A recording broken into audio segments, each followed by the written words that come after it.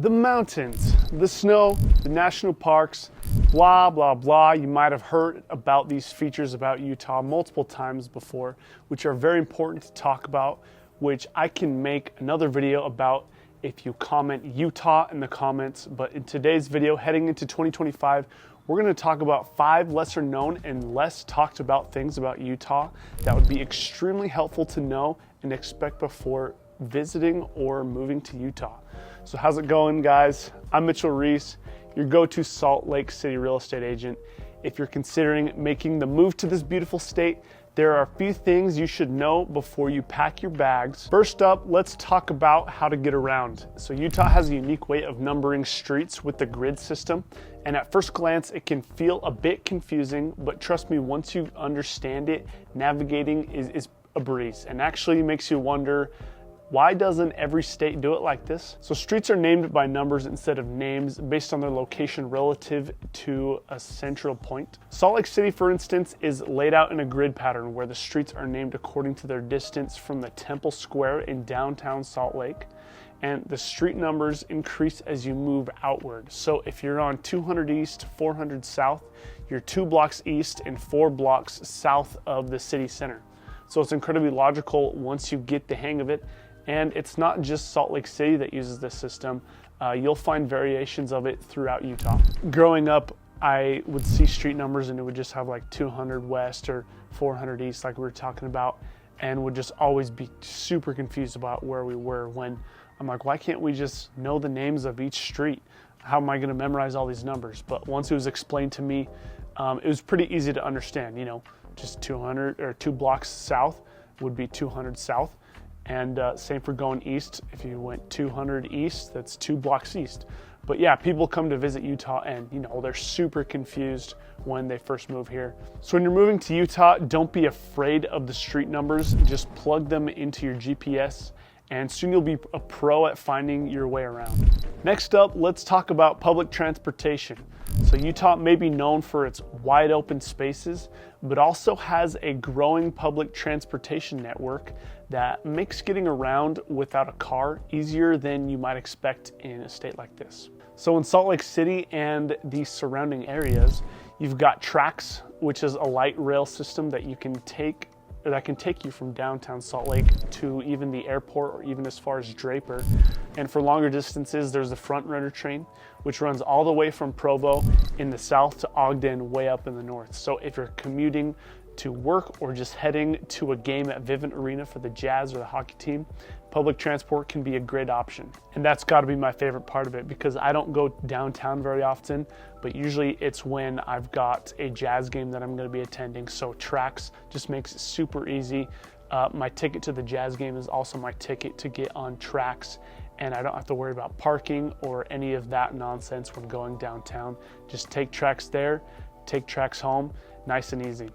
And if you're heading up to the ski resorts in the winter, there are also ski buses that run to the canyons.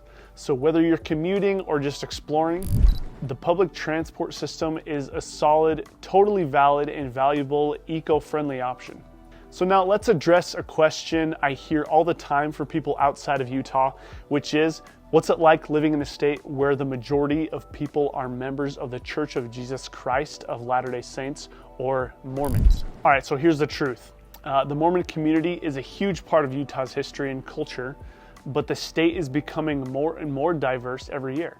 Most people I've met here, including those who are Latter-day Saints, are incredibly friendly and welcoming to newcomers of all backgrounds.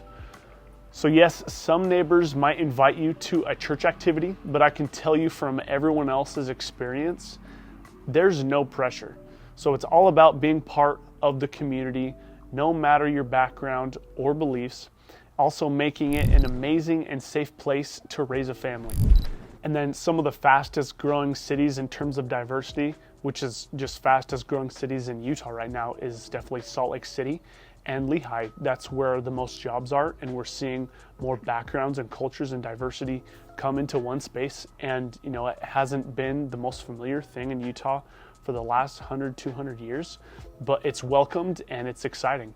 So Utah is also home to a growing number of cultural festivals, international restaurants, and diverse communities. So it's really a place where people of all backgrounds can thrive.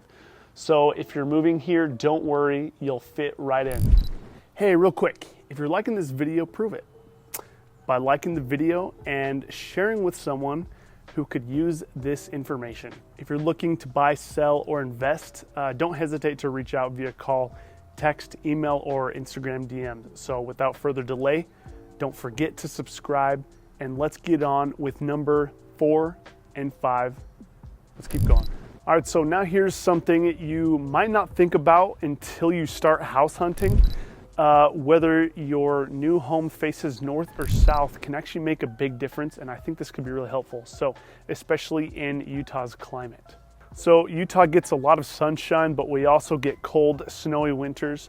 And if your house faces south, you'll get more sunlight during the day, which can help melt snow through on your driveway in the winter, also benefiting east and west facing homes, with the west getting that snow melted first thing after sunrise. And if you're looking at a north facing house, you might need to shovel a bit more. On the flip side, north facing homes can stay cooler in the summer, which can help with those air conditioning bills, which would be super nice. So when you're choosing a home, keep in mind which direction it faces. It could affect your energy use, snow shoveling, and even the way you experience Utah seasons.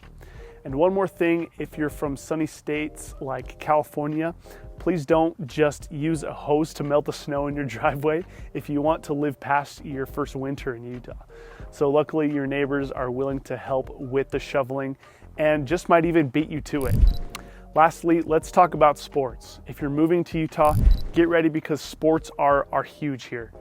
So from the Utah Jazz to the University of Utah Utes and BYU Cougars, sports are a big part of life here.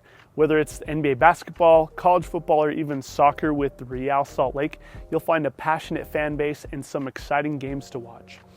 The most exciting and popular times in Utah in the realm of sports is playoff season for the Jazz, definitely, at least in my opinion. So currently they're in the rebuilding phase, but have a great set of young players, making the team's future very bright. And when a long-time college rivals, BYU and University of Utah, have their long-awaited, anticipated, blood-boiling, and electric annual football game, which hasn't been so annual recently, but it's back up and running. There are more than just the professional basketball and popular college football. So also occupying Utah sports are its MLS soccer team, Real Salt Lake, and newly relocated NHL team, the Utah Hockey Club, getting its new mascot name after its debut season, which is very likely to be named the Outlaws, with Utah's rich history of that in the 1800s, which is an exciting subject for another video.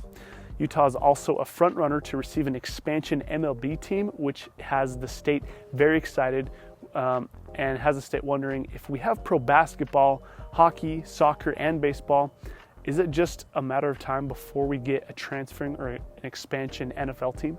And let's not forget the winter sports. Utah is world renowned for its skiing and snowboarding, and if you love hitting the slopes, the Icon Pass is a must-have for unlimited skiing at resorts across the state. So, and then of course, not to mention the countless outdoor activities and sports, like we've got 5 national parks, some of the best rock climbing spots in the world, and endless trails for hiking and mountain biking. Utah really is an outdoor sport lover's paradise. So there you have it, 5 things you should know before moving to Utah. From the unique grid system to the friendly people, diverse culture, and outdoor adventures, there's so much to love about living here. If you're considering making the move, or you're already packing your bags, I'd love to help you find your dream home here in Utah.